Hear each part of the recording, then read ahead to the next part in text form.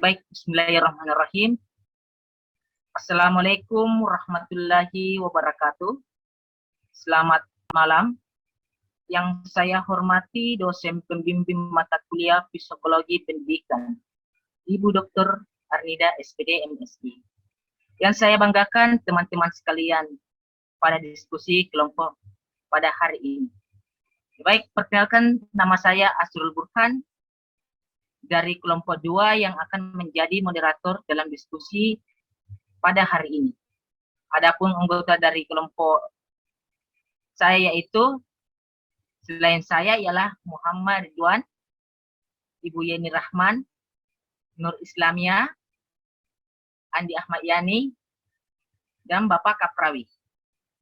Ya baik, pada kesempatan ini kami akan berdiskusi tentang sejarah, klasifikasi, dan strategi perkembangan ilmu pengetahuan. Adapun susunan acara meliputi yaitu pembukaan, penyampaian materi, dan yang terakhir adalah penutup. Baik, langsung saja kita mulai ke sesi yang pertama yaitu pembukaan. Mari kita sama-sama mengucapkan Bismillahirrahmanirrahim. Ya baik, kemudian penyampaian materi pertama yang disampaikan oleh saya sendiri. Baik, next, silahkan next. Nah, pada materi ini di sini akan dijelaskan beberapa indikator yang ingin dicapai. Nah, di mana yang pertama itu ya terkait dari definisi dan ciri. Kemudian yang kedua adalah sejarah. Kemudian yang ketiga adalah klasifikasi dan yang terakhir adalah strategi perkembangan. Ya, next.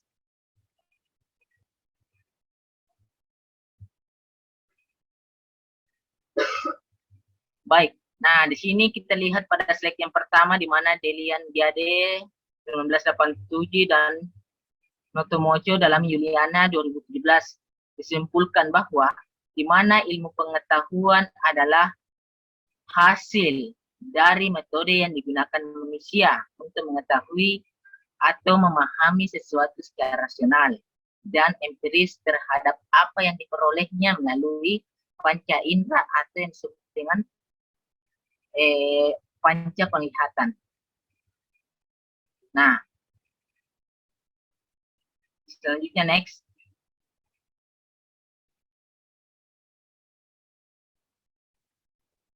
Nah, slide kedua ya ini di mana secara umum pengetahuan ilmiah mempunyai 5 ciri pokok.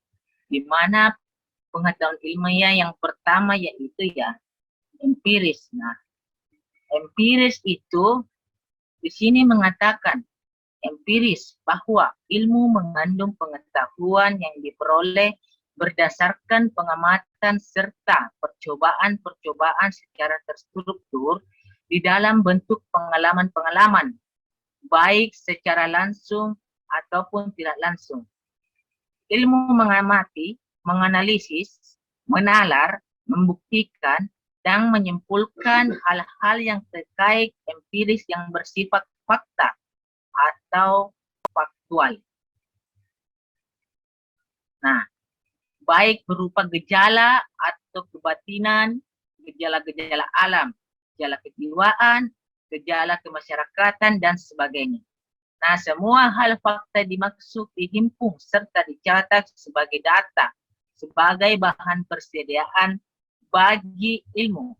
Nah, ilmu dalam hal ini bukan sekedar fakta atau faktual, tetapi fakta-fakta yang diamati dalam sebuah aktivitas ilmiah melalui pengamalan. Fakta bukan pula data. Berupa dengan fakta, data lebih merupakan berbagai keterangan. Nah, keterangannya itu apa? Mengenai sesuatu hal yang diperoleh melalui hasil pencerapan atau sensasi inderawi. Nah, kemudian pengetahuan ilmiah yang terkait dengan sistematis. Nah, pengetahuan ilmiah yang terkait dengan sistematis di sini menjelaskan bahwa para filsuf dan ilmuwan sepaham bahwa ilmu itu adalah pengetahuan atau kumpulan pengetahuan yang tersusun secara sistematis. Mengapa saya mengatakan seperti itu? Nah, ciri sistematis ilmu menunjukkan bahwa ilmu itu merupakan berbagai keterangan dan data yang tersusun sebagai kumpulan pengetahuan yang saling memiliki hubungan dan yang saling ketergantungan yang teratur atau memiliki perkalian tertib. Nah, perkalian tertib dimaksud disebabkan adanya suatu asas tata tertib tertentu di antara bagian-bagian yang merupakan pokok soalnya. Nah, itu yang dimaksud dengan sistematis. Nah, kemudian yang ketiga ya, pengetahuan ilmiah yang terkait dengan objektif. Seperti banyak mengatakan, apa sih itu objektif? Nah, di sini menjelaskan bahwa objektif itu di mana ilmu yang menunjuk pada bentuk pengetahuan yang bebas dari prasangka perorangan dan perasaan-perasaan subjektif berupa kesukaan atau kebencian pribadi. Nah, itu yang maksudnya objektif. Nah, ilmu haruslah hanya mengandung pernyataan serta data yang menggambarkan secara terang atau mencerminkan secara tepat gejala-gejala yang telahnya. Nah, itu juga yang termasuk yang objektif. Sehingga objektivitas ilmu mensyaratkan bahwa kumpulan pengetahuan itu harus sesuai dengan objeknya, baik objek material, baik juga objek formalnya, tanpa diserongkan oleh keinginan dan kecenderungan subjektif dari penelahnya. Nah, kemudian yang keempat itu pengetahuan ilmiah yang terkait dengan analitis.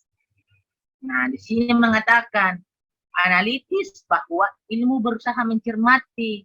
Nah, analitis juga itu disebut dengan ilmu yang terkait dengan mendalami. Nah, dan di mana membeda-bedakan pokok soalnya ke dalam bagian-bagian yang terperinci untuk memahami berbagai sifat, hubungan, peranan dari bagian-bagian tersebut. Di mana sehingga upaya penilaian atau penguraian sesuatu kebulatan pokok soal ke dalam bagian-bagian membuat suatu bidang keilmuan senantiasa tersekat-sekat dalam cabang yang lebih sempit sasarannya. Nah, melalui itu, masing-masing cabang ilmu tersebut membentuk aliran pemikiran keilmuan baru yang berupa ranting keilmuan yang terus dikembangkan secara khusus menunjukkan spesialis ilmu. Nah, itu yang dimaksud dengan analitis. Nah, kemudian yang terakhir, predikatif. Maaf, sebelumnya. Nah, predikatif. Nah, di mana predikatif? Di sini dijelaskan bahwa ilmu itu mengandung kebenaran-kebenaran yang terbuka untuk diperiksa atau diuji. Nah, kebenaran-kebenaran itu yang akan diuji dan diverifikasi. Guna apa? Guna dapat menyatakan sah atau validnya sebuah data. Kemudian disampaikan kepada orang lain, kemudian diperiksa kebenaran verifikasi dimaksud yang menjadi ciri pokok ilmu yang terakhir. Nah, itu yang maksudnya verifikatif. Nah, sehingga pengetahuan agar dapat diakui kebenarannya sebagai ilmu harus terbuka dan diuji atau diverifikasi kembali dari berbagai sudut celah yang berlainan dan akhirnya diakui dengan kebenarannya. Nah, itu juga yang termasuk yang verifikatif. Ciri verifikatif ilmu sekaligus mengandung pengertian bahwa ilmu senantiasa mengarah pada tercapainya kebenaran. Sehingga itu ilmu dikembangkan oleh manusia untuk menemukan suatu nilai luhur dalam kehidupan manusia yang disebut kebenaran ilmiah. Kemudian kebenaran dapat berupa asas-asas atau kaidah-kaidah yang berlaku umum atau universal mengenai pokok keilmuan yang asas atau kaidah yang berlaku umum atau universal mengenai pokok keilmuan yang bersangkutan. Nah, sehingga melalui itu manusia berharap dapat membuat ramalan tentang peristiwa mendatang dan menerangkan atau menguasai alam sekelilingnya. Nah, sebagai contohnya, sebelum ada ilmu maka orang sulit mengerti dan meramalkan serta menguasai gejala atau peristiwa-peristiwa seperti alam seperti hujan, banjir, gunung meletus, dan lain sebagainya. Nah, sehingga orang karena itu lari kepada tahayul atau mitos yang gaib. Namun demikian, setelah adanya ilmu seperti vulkanologi, geografi, fisis, dan kimia, maka dapat menjelaskan secara tepat dan cermat bermacam-macam peristiwa tersebut yang tadi saya sebutkan, serta meramalkan hal-hal yang akan terjadi kemudian, dan dengan demikian dapat menguasainya untuk kemanfaatan diri atau lingkungannya itu sendiri. Nah, sehingga berdasarkan kenyataan itulah disahkan secara baik yang dirumuskan untuk langsung melakukan kebenaran-kebenaran umum serta tujuan penguasaan dalam arti menguasai kebenaran-kebenaran ilmu demi kepentingan pribadi atau masyarakat dan alam lingkungan sekitarnya. Ya baik, mungkin itu yang saya bisa dapat sampaikan. Selanjutnya saya persilahkan kepada Bapak Muhammad Ridwan. Dengan hormat saya persilahkan. Oke, baik. Terima kasih atas kesempatan yang diberikan kepada saya. Jadi saya akan melanjutkan pembahasan yang disampaikan tadi oleh Pak Asrul. Tadi sudah dijelaskan secara gamblang mengenai ilmu pengetahuan, ya. Itu pengertian ilmu pengetahuan sudah dijelaskan secara gamblang.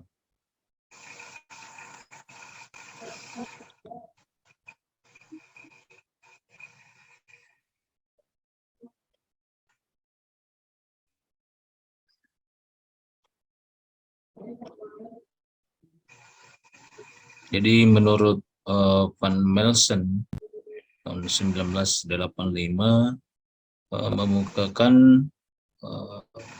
bahwa ada 8 ciri yang menandakan bahwa sesuatu itu adalah ilmu pengetahuan. Yang pertama, logis.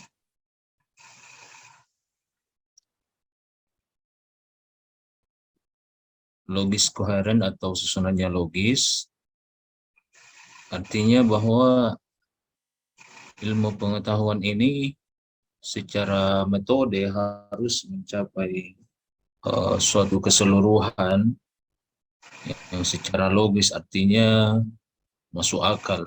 Itu berarti bahwa adanya sistem dalam penelitian dan hal ini dengan menggunakan metode atau cara-cara yang sudah disepakati oleh para ilmuwan, itu susunannya harus logis atau masuk akal. Kemudian yang kedua, ilmu pengetahuan tanpa pamrih. Artinya bahwa ilmu itu erat kaitannya dengan tanggung jawab moral, tanggung jawab kemanusiaan, dan nantinya akan berpengaruh terhadap kehidupan sosial. Sehingga ini ilmu tanpa pamrih, artinya tidak mengharap balasan. Kemudian yang ketiga, ilmu pengetahuan itu harus bersifat universal, universalitas. Artinya bahwa ilmu pengetahuan itu harus bersifat umum atau universal. Kemudian yang keempat, ciri-ciri dari ilmu pengetahuan itu bersifat objektivitas. Artinya apa? Bahwa ilmu ini terpimpin oleh objek dan tidak didistorsi oleh prasangka-prasangka yang bersifat subjektif.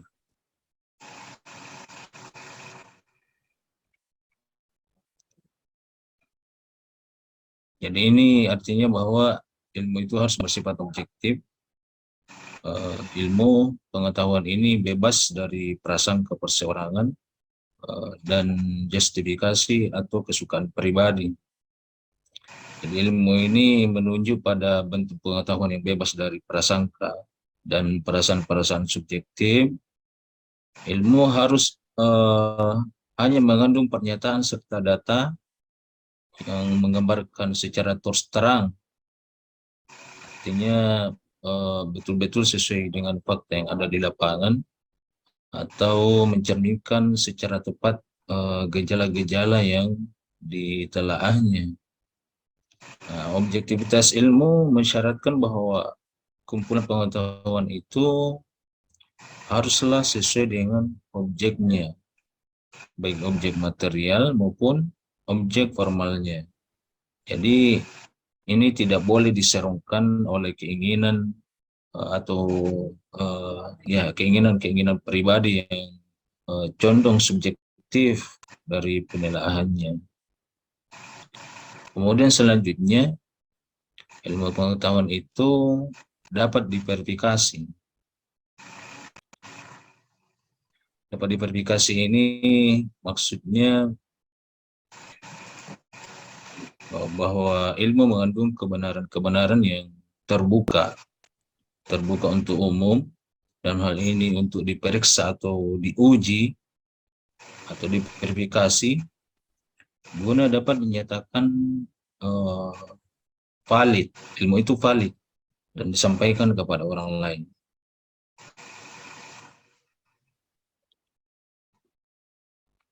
Nah, ciri-ciri verifikasi ilmu ini sekaligus mengandung arti bahwa ilmu itu senantiasa mengarah pada tercapainya kebenaran.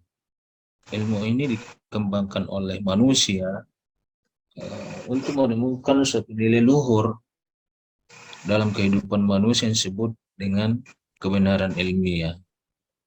Jadi kebenaran ilmu tersebut dapat berupa asas-asas atau kaidah yang berlaku umum atau universal mengenai pokok keilmuan yang bersangkutan. Nah, melalui proses itu manusia berharap dapat membuat ramalan tentang peristiwa yang akan datang dan menerangkan atau menguasai alam segalanya. Contoh misalnya, sebelum ada ilmu, orang itu sulit mengerti dan meramalkan serta menguasai gejala-gejala atau peristiwa-peristiwa alam, misalnya hujan, banjir, gunung meletus, dan sebagainya. Oleh karena itu, uh, uh, manusia itu cenderung bertahayul atau bermitos dan percaya kepada hal-hal gaib. Namun demikian, setelah adanya ilmu seperti ilmu vulkanologi, manusia itu dapat mengetahui terkait gunung berapi atau gunung meletus.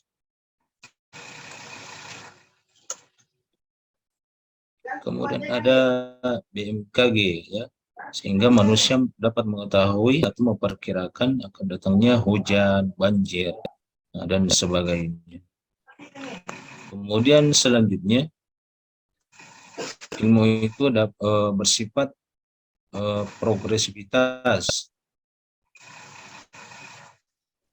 Maksudnya di sini adalah ilmu itu adalah suatu jawaban ilmiah yang baru, bersifat ilmiah, dan bila mengandung pertanyaan-pertanyaan baru dan tidak menimbulkan problem yang baru lagi. Kemudian selanjutnya yang ketujuh, ilmu itu kritis. Kritis ini artinya tidak ada teori yang definitif. Setiap teori itu terbuka bagi suatu peninjauan kritis yang memanfaatkan data-data baru. Artinya sebenarnya ilmu pengetahuan ini terbuka secara terus-menerus untuk dapat dikembangkan, dapat dikritisi sesuai dengan perkembangan zaman. Jadi ilmu ini sebenarnya tidak bersifat paten. Kemudian yang terakhir, menurut Van Melsen, bahwa ciri dari ilmu pengetahuan itu perwujudannya kebertautan antara teori dengan praktek. Maksudnya di sini adalah bahwa teori itu ketika diuji dalam bentuk praktek harus sesuai. Jadi saya kira untuk saya, terima kasih atas kesempatan yang diberikan. Saya kembali kepada moderator. Ya, Assalamualaikum warahmatullahi wabarakatuh.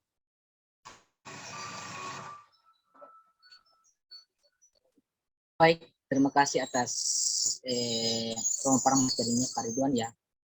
Selanjutnya saya langsung saja silakan kepada pemateri selanjutnya. Ya, hormat saya persilahkan.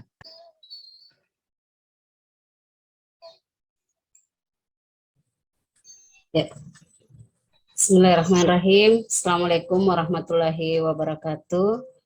Terima kasih atas kesempatan yang diberikan pada saya untuk melanjutkan materi ini.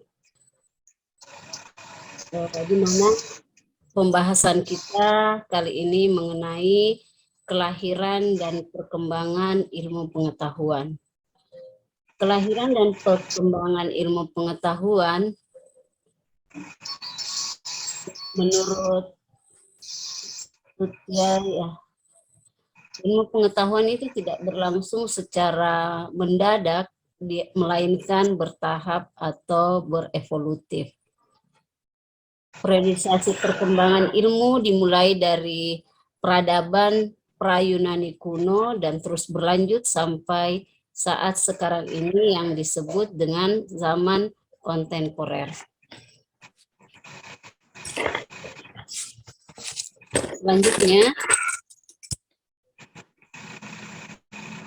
di slide berikutnya,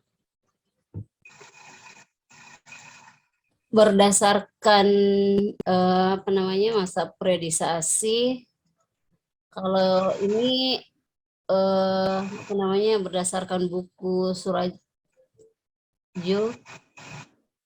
saya coba mengkompilasi dengan buku yang baru saya baca juga, mudah-mudahan kita pahami bersama, karena berbicara filsafat ternyata ini adalah suatu bidang ilmu yang betul-betul harus konsentrasi penuh kita pelajari, dan semoga terlebih saya ya bisa memahami dengan baik, karena berbicara tentang filsafat ilmu ini pun juga ketika kita berbicara tentang Islam, ini menjadi satu pembahasan yang menarik, karena filsafat ilmu jika kita kaitkan dengan persepsi Barat dan Islam, ini memang harus betul-betul kita kaji secara mendalam sehingga kita bisa memahami filsafat ilmu itu sendiri. Saya membahas tentang periode perkembangan ilmu pengetahuan ini berdasarkan buku Filsafat Ilmu Klasik hingga Kontemporer yang ditulis oleh Bapak Dr. Ahyar Yusuf Lubis. Dalam masa periode Yunani kuno, ini dijelaskan periodenya itu pada tahun 600 sebelum Masehi sampai 400 Masehi. Filsafat umumnya dibagi dua. Pertama masa pra-Sokrates dan yang kedua masa Yunani klasik atau juga selepas masa pra-Sokrates. Pada masa pra-Sokrates, filsafat bercirikan atau berorientasi kosmosentris. Karena pemikiran para filsuf Yunani di masa itu berkaitan dengan pertanyaan tentang alam dan terbuat apa alam itu. Berdasarkan rasio para filsuf masa ini sampai pada kesimpulan bahwa alam itu merupakan suatu susunan yang teratur dan harmonis. Karena itu, filsuf pada masa pra-Sokrates disebut kosmosentris. Contohnya pada filsuf pra-Sokrates adalah Thales, Pythagoras, dan Heraklitos. Thales adalah filsuf alam yang berusaha untuk memberikan jawaban terkait asal mula alam dengan mengabaikan penjelasan mitos dan dewa-dewa Yunani.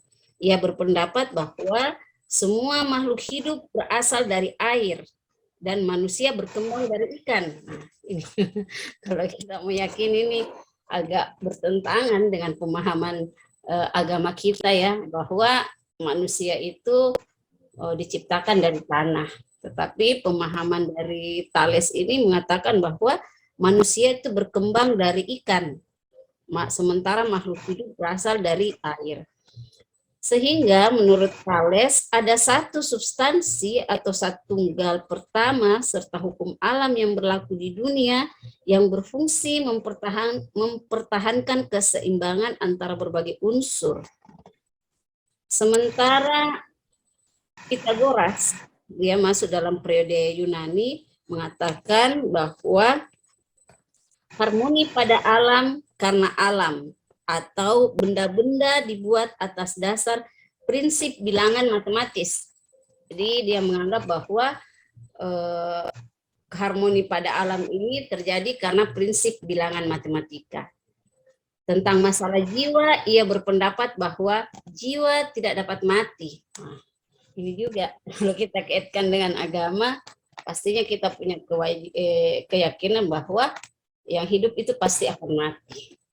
Bila seseorang mati, roh jiwanya akan tetap abadi dan akan berubah menjadi makhluk hidup lainnya. Nah, barangkali ya ini asumsi saja bahwa Pythagoras berasumsi bahwa memang ada namanya reinkarnasi. Kalau kita melihat pernyataannya mengatakan bahwa makhluk itu akan berubah menjadi makhluk hidup lainnya. Namun tetap dia mengatakan bahwa roh atau jiwa itu akan tetap abadi. Selanjutnya Heraklitos adalah filsuf yang disebut dengan orang yang tidak jelas. Ketidakjelasannya terlihat dalam gaya tulisannya. Pernyataannya yang terkenal adalah segala sesuatu benda dalam perubahan. Kita bukanlah berada dalam dunia, namun kita adalah bagian dari dunia. Saya belum bisa mencerna ini, tinggi sekali filsafatnya ini. Kita bukanlah berada dalam dunia, namun kita adalah bagian dari dunia. Jadi batas-batas antara diri dan dunia tidaklah absolut, akan tetapi mengalir dalam proses yang saling berhubungan. Lepas filsuf Sokrates, Plato, dan Aristoteles adalah 3 filsuf besar Yunani klasik yang paling banyak mempengaruhi pemikiran filsafat untuk masa selanjutnya, yaitu pada masa abad pertengahan dan modern. Kita beralih yang kedua, yaitu masa periode abad pertengahan. Periode abad pertengahan ini dimulai dari tahun 400 sampai 1500 Masehi. Umumnya dibagi menjadi 2, yakni zaman patristik dan zaman skolastik. Pemikiran filsafat pusat pada ajaran-ajaran agama Kristen tentang Tuhan, sehingga disebut dengan teosentris. Pada masa ini, kebebasan berpikir yang telah berkembang melalui tradisi Yunani mengalami kemerosotan. Orang hanya boleh berpikir sejauh yang ditentukan oleh pemimpin-pemimpin gereja.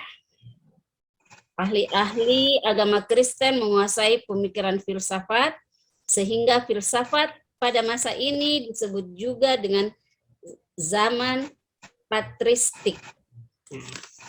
Patristik ini juga dari kata bapak-bapak gereja. Filsafat dan pengetahuan pada hanya ditujukan sebagai alat untuk mengabdi pada teolog. Pada abad ke-9 dan ke-10 Masehi, pengaruh filsafat Yunani, khususnya Neoplatonisme, mulai benar-benar masuk ke kalangan gereja.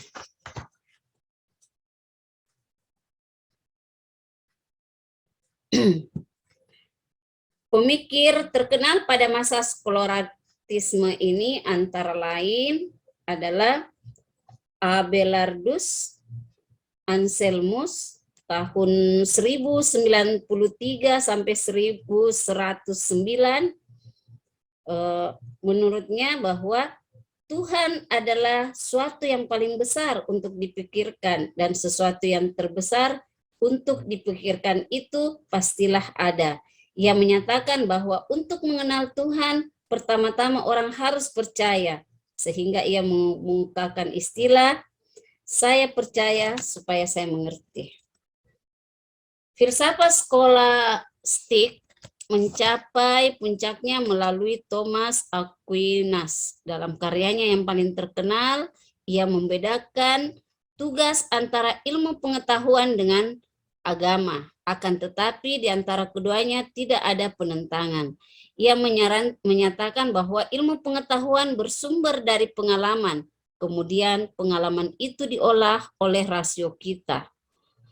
Ia berpendapat bahwa masalah agama harus diselesaikan melalui kepercayaan, namun akal tetap dibutuhkan, sebagaimana ia mengemukakan bukti tentang adanya Tuhan melalui argumentasi rasionalnya yang dikenal dengan 5 jalan.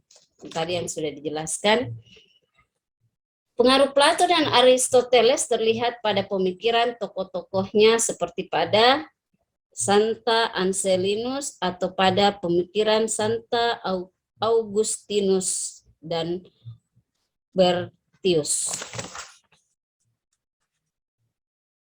Antara abad ke-15 dan ke-17 dikenallah sebuah babak baru yang dikenal dengan sebutan zaman Renaissance, di mana pengaruh pemikiran Plato, Aristoteles, dan humanisme telah melahirkan kebangkitan dan kebebasan individu pada masa itu.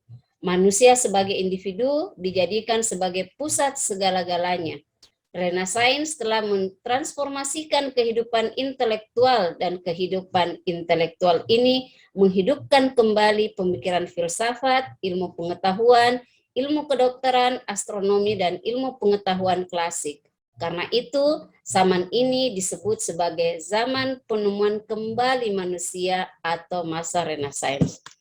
Selanjutnya periode modern. Lagi dua ini, sabar-sabar. Pada masa Renaissance muncul kembali upaya membangkitkan kebebasan berpikir seperti pada masa Yunani. Kombinasi filsafat Yunani dan humanisme telah melahirkan kebebasan individu pada zaman itu. Pemikir-pemikir ini berjasa dalam mengubah paradigma berpikir Barat dari paradigma teologis ke paradigma ilmiah, yaitu Copernicus, Thomas Hobbes, René Descartes, Georges Berkeley, dan lain-lain. Pada awal zaman Renaissance telah lahir satu keyakinan akan munculnya kebudayaan baru dan kepercayaan bahwa manusia dapat melakukan apapun kalau ia mau.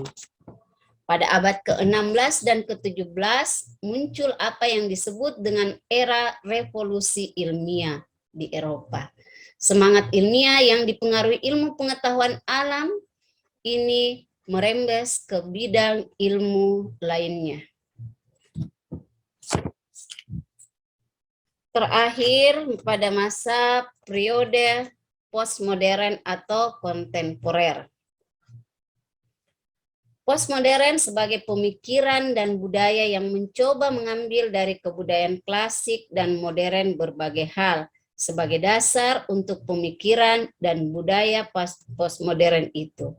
Dalam pandangan ini, postmodern dapat disebut sebagai sintesa atau perpaduan pemikiran dan kebudayaan klasik, modern dan postmodern ke dalam cara berpikir atau kebudayaan baru.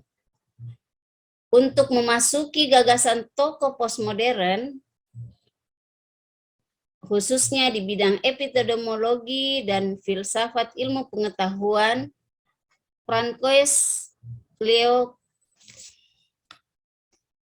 Leucard misalnya adalah seorang filsuf yang mengemukakan pembahasan tentang postmodern secara filosofis dan ilmiah dan ia mengemukakan bahwa telah terjadi pergeseran dalam ilmu pengetahuan dan budaya dari era modern ke era postmodern. Leocard menyatakan bahwa perubahan besar dalam dunia ilmiah terjadi dengan perkembangan teknologi tinggi yang mau tidak mau mengubah cara berpikir kita. Ia mengemukakan penilaian seseorang tidak memadainya model pengkotak-kotakan otak dan spesialisasi intelektual untuk menghalangi watak baru. Ilmu pengetahuan seperti pemrosesan informasi yang mengukur ilmu pengetahuan berdasarkan logika komputer yang berkembang akhir-akhir ini. Dalam era postmodern, ilmu pengetahuan tidak memiliki tujuan untuk dirinya sendiri, misalnya untuk menemukan kebenaran teori. Kini ilmu pengetahuan lebih bersifat pragmatis, dalam arti bahwa ilmu pengetahuan diproduksi untuk dijual atau dengan lebih mempertimbangkan nilai guna atau manfaatnya. Saya pikir hanya sampai di situ ya materi kita. Silahkan dilanjutkan yang lain. Sebenarnya sih saya ingin menambahkan tentang perspektif Islam, tapi nantilah dalam bentuk diskusi. Terima kasih. Assalamualaikum warahmatullahi wabarakatuh. Waalaikumsalam warahmatullahi wabarakatuh. Assalamualaikum warahmatullahi wabarakatuh. Terima kasih di atas pemaparan materi ini sangat luar biasa.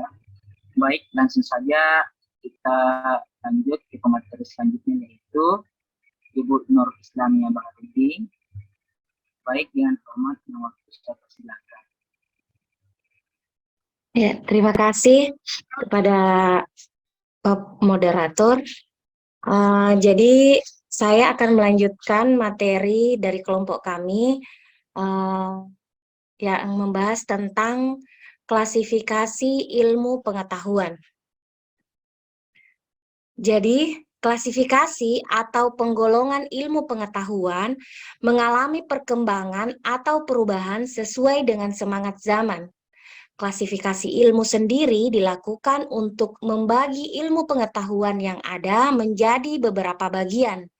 Hal ini dikarenakan dalam perkembangannya berbagai ilmu pengetahuan baru telah muncul sebagai turunan dari ilmu-ilmu yang sudah ada.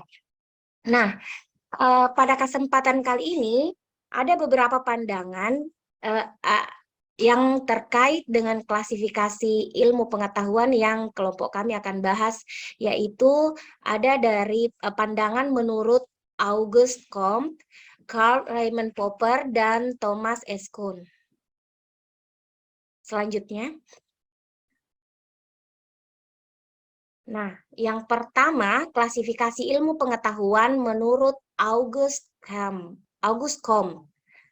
Auguste Comte ini lahir pada tanggal 19 Januari 1798, yang merupakan seorang filsuf Prancis yang juga dikenal sebagai bapak sosiologi. Pada prinsipnya, penggolongan ilmu pengetahuan yang dikemukakan oleh Auguste Comte bersejalan dengan sejarah ilmu pengetahuan itu sendiri, yang menunjukkan bahwa gejala dalam ilmu pengetahuan yang paling umum akan tampil terlebih dahulu, lalu disusul kemudian dengan gejala pengetahuan yang semakin lama semakin rumit atau kompleks. Dengan dasar itulah, dalam mengklasifikasi ilmu pengetahuan, Auguste Comte memulai dengan mengamati gejala-gejala yang paling sederhana, yaitu gejala-gejala yang letaknya paling jauh dari suasana kehidupan sehari-hari. Jadi, di sini Auguste Comte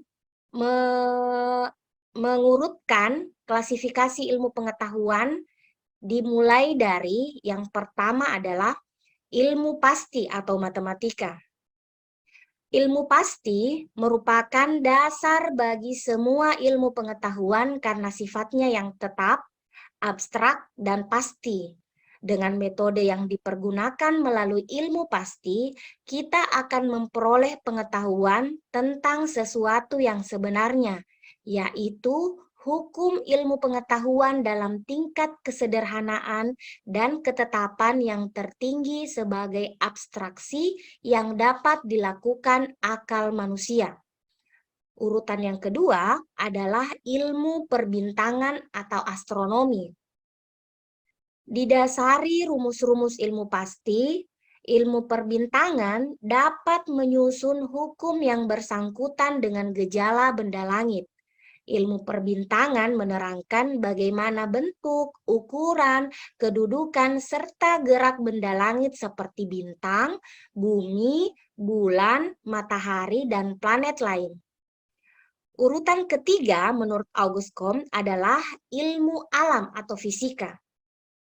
Ilmu alam merupakan ilmu yang lebih tinggi dari ilmu perbintangan yang merupakan pengetahuan mengenai benda-benda langit. Gejala-gejala dalam ilmu alam lebih kompleks yang tidak akan dapat dipahami tanpa terlebih dahulu memahami hukum-hukum astronomi. Melalui pemahaman gejala-gejala fisika dan hukum fisika, maka akan dapat diramalkan dengan tepat semua gejala yang ditunjukkan oleh suatu benda yang berada pada suatu tatanan atau keadaan tertentu. Urutan berikutnya atau urutan keempat adalah ilmu kimia. Gejala-gejala dalam ilmu kimia lebih kompleks daripada ilmu alam dan ilmu kimia memiliki kaitan dengan ilmu biologi bahkan juga sosiologi. Pendekatan yang digunakan dalam kimia ini tidak hanya melalui pengamatan atau observasi dan percobaan atau yang disebut dengan eksperimen, melainkan juga dengan perbandingan atau komparasi. Urutan berikutnya adalah ilmu hayat atau biologi. Biologi merupakan ilmu yang kompleks dan berhadapan dengan gejala kehidupan. Gejala dalam biologi mengalami perubahan yang cepat dan perkembangannya belum sampai pada tahap positif. Ini berbeda dengan ilmu sebelumnya seperti matematika, astronomi, fisika, atau kimia yang telah berada pada level positif. Dan yang terakhir, urutan ilmu pengetahuan menurut Auguste Comte adalah fisika sosial atau sosiologi. Fisika sosial atau sosiologi merupakan urutan tertinggi dalam penggolongan ilmu pengetahuan. Sosiologi sebagai ilmu berhadapan dengan gejala yang paling kompleks, konkret, dan khusus, yaitu berkaitan dengan kehidupan umat manusia di bumi. Sekian materi dari saya, yaitu tentang Auguste Comte. Klasifikasi dari filsufat selanjutnya akan dipaparkan oleh teman saya. Saya kembalikan ke moderator. Baik, terima kasih atas pemaparan materi yang sangat biasa itu. Selanjutnya saya persilakan kepada Bapak Andi Ahmad Yani. Dengan hormat saya persilakan Pak. Ya, terima kasih atas kesempatan yang diberikan kepada saya. Saya akan melanjutkan materi dari Bu Nur Islamiyah. Menurut Karl Raimund Popper, sistem ilmu pengetahuan manusia dikelompokkan ke dalam 3 dunia, yakni dunia pertama, kedua, dan ketiga. Dunia ketiga mempunyai kedudukan sendiri, tidak begitu saja terikat pada dunia 1 dan pada subjek tertentu. Dunia 3 tidak terikat pada dunia 2, yaitu pada orang tertentu ataupun suatu lingkungan masyarakat, maupun pada periode sejarah tertentu. Dunia 3 merupakan dunia ilmiah yang harus mendapat perhatian pada para ilmuwan dan filsuf. Yang dimaksud dengan 3 dunia yang dikemukakan oleh Popper ini, secara singkat, dunia pertama disebut sebagai dunia fisik, Dunia fisik ini adalah jiwa raga kita, benda-benda alam yang ada di sekitar kita, baik benda hidup maupun benda mati. Bahkan energi sekalipun adalah bentuk fisik pada dunia yang pertama. Kemudian pada dunia kedua, psikis atau mental atau psikologis yang berkisar pada perasaan, pemikiran, pandangan, atau penilaian. Pada dunia kedua ini terdapat mental yang berbeda, baik itu secara alam sadar maupun alam di bawah sadar. Bisa pula psikologis ini berupa alam manusia dan alam psikologis hewan. Sedangkan pada dunia ketiga yang dimaksud oleh Popper ini adalah produk manusia, produk pemikiran dan produk tindakan. Yang terdapat pada dunia ketiga ini adalah hasil kreasi manusia seperti bahasa, rumus, teori, seni, teknologi, dan seterusnya. Pada dunia ketiga dapat dibedakan antara buah karya manusia, yaitu baik berupa produk real maupun produk yang masih fiktif. Ya, selanjutnya. Kemudian menurut Thomas S. Kuhn, perkembangan kemajuan ilmiah bersifat revolusioner, bukan kumulatif. Artinya, kita salah memperkirakan bahwa perkembangan ilmiah itu bersifat kumulatif. Kumulatif artinya tunggal atau bertambah pada satu saja. Sebenarnya ilmu pengetahuan bersifat revolusioner, artinya berubah-ubah. Jadi sesuai dengan keadaan terbaru yang para peneliti ini temukan.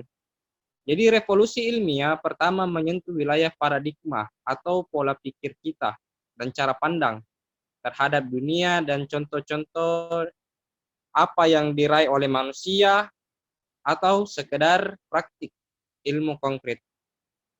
Ya, saya kira cukup dengan materi saya kembalikan kepada moderator. Baik, terima kasih atas pemaparan materinya Pak Andriani yang luar biasa.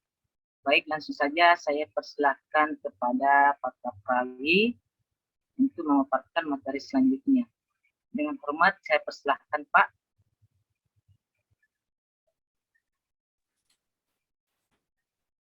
Baik, Assalamualaikum warahmatullahi wabarakatuh. Waalaikumsalam. Mau tes suara dulu Bapak Ibu, jelas ya karena hujan di sini. Assalamualaikum warahmatullahi wabarakatuh. Ya, sudah jelas Pak. Ya, jelas, Ya. jelas sekali Pak Parawi. Ya, Alhamdulillah. Baik, Bapak Ibu, terima kasih atas kesempatan. Materi selanjutnya saya coba akan paparkan yaitu strategi pengembangan ilmu pengetahuan khususnya di Indonesia. Ini beda-beda sedikit ya dengan tes kebangsaan ya. Baik, strategi pengembangan ilmu Indonesia yang digunakan itu adalah dengan paradigma Pancasila, karena Pancasila sebagai dasar filsafat negara. Kailan 2000, Pancasila merupakan suatu kesatuan dari sila-silanya, merupakan sumber nilai, kerangka berpikir, serta asas moral bagi pembangunan ilmu pengetahuan dan teknologi. Ya, jadi strategi pengembangan ilmu pengetahuan ini berdasar pada yaitu 5 sila. Yang pertama, sila ketuhanan yang Maha Esa, sila kemanusiaan yang adil dan beradab, 3 sila persatuan Indonesia, 4 sila kerakyatan, 5 adalah sila keadilan sosial bagi seluruh rakyat Indonesia. Nah, dalam artian bahwa tidak ada cara lain atau tidak ada jalan lain kecuali meletakkan ilmu pengetahuan ini pada 5 sila yang ada di Pancasila. Mengapa demikian? Pancasila itu bukan hanya sekedar sebagai dasar negara saja, tapi kalau tidak salah ada 11 ya. Yang pertama sebagai dasar negara, sebagai pandangan hidup, kemudian ideologi bangsa, dan seterusnya sampai dengan Pancasila itu sebagai sumber nilai Jadi strategi pengembangan ilmu itu harus berdasar kepada seluruh kesatuan itu ya. Termasuk sila-sila dalamnya adalah salah satunya memberikan jabaran-jabaran bahwa ilmu pengetahuan yang ada di Indonesia itu harus sesuai dengan ideologi atau falsafah negara Indonesia, itu Pancasila. Jadi tidak ada cara lain kecuali dengan menggunakan falsafah Pancasila ya, karena negara ini lahir dengan bersamaan dengan kelahiran Pancasila itu sendiri. Artinya kepribadian Indonesia itu dapat dilihat dari Pancasila. Mungkin itu, saya lanjut lagi.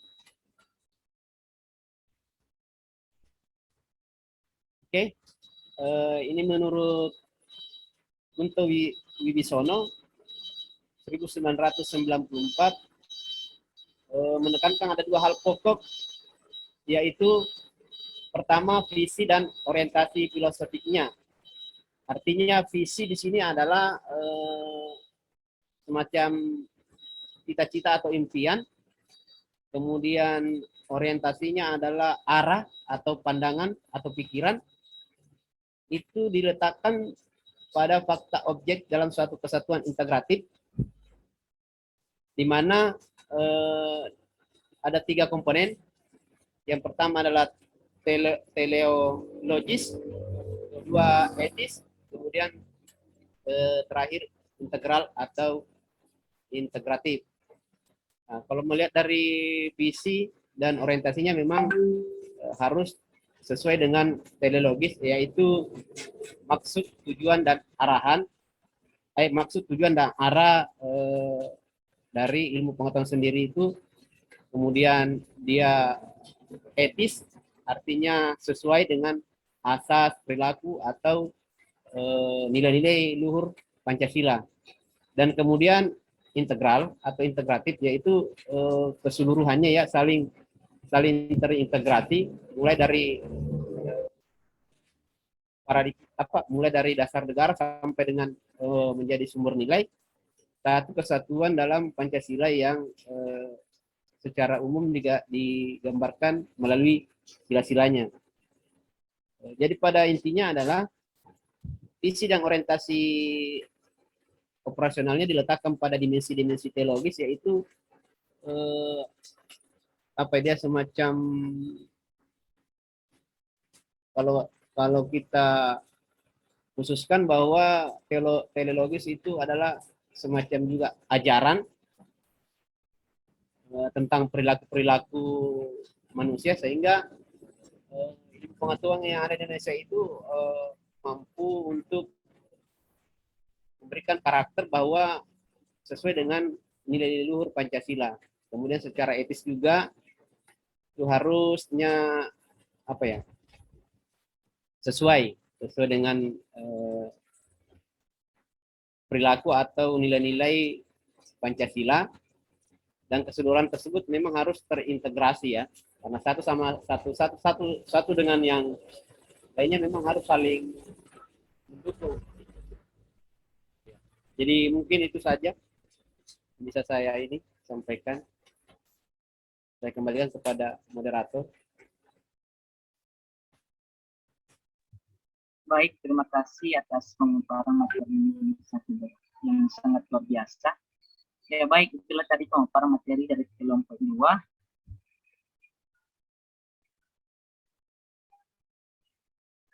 Ya, sebelum saya menutup presentasi dari kelompok kami, izinkan saya selaku moderator membacakan kesimpulan hasil diskusi kami.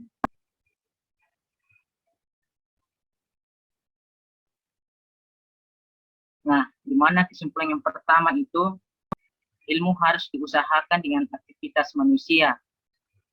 Aktivitas itu harus dilaksanakan dengan metode tertentu. Dan akhirnya, aktivitas metode itu mendatangkan pengetahuan yang sistematis. Oleh karena itu, ciri dari ilmu adalah empiris, sistematis, objektif, analitis, dan kuantitatif. Kemudian kesimpulan yang kedua, perkembangan ilmu pengetahuan seperti sekarang ini tidaklah berlangsung secara mendadak. melainkan terjadi secara bertahap dan evolutif. Oleh karena itu, untuk memahami sejarah perkembangan ilmu, harus melakukan pembagian atau klasifikasi secara periodik, karena setiap prode menampilkan ciri khas tertentu dalam perkembangan ilmu pengetahuan. Periodisasi perkembangan ilmu itu bisa dibagi ke dalam 6 zaman, yakni zaman pra-Yunani kuno, Yunani kuno, abad pertengahan, Renaissance, modern, dan kontemporer. Kemudian kesimpulan yang ketiga yaitu klasifikasi atau pengelolaan ilmu pengetahuan mengalami perkembangan atau perubahan sesuai dengan semangat zaman. Para filsuf menggolongkan ilmu pengetahuan berbeda-beda. Nah, ada kesimpulan yang keempat, strategi pengembangan ilmu bagi bangsa Indonesia yang paling tepat yaitu visi dan orientasi filosofi. Ilmu harus diletakkan pada nilai-nilai Pancasila di dalam menghadapi masalah-masalah yang harus dipecahkan sebagai data atau fakta objektif dalam satu kesatuan integratif. Sedangkan visi dan orientasi operasionalnya diletakkan pada 3 dimensi, yakni teologis, etis, dan integral. Ya baik, demikian diskusi kelompok 2. Mari kita sama-sama mengucapkan Alhamdulillah. Saya selaku moderator, saya memohon maaf atas kesalahan saat proses menyampaikan. Saya tutup dengan ucapan wassalamualaikum warahmatullahi wabarakatuh.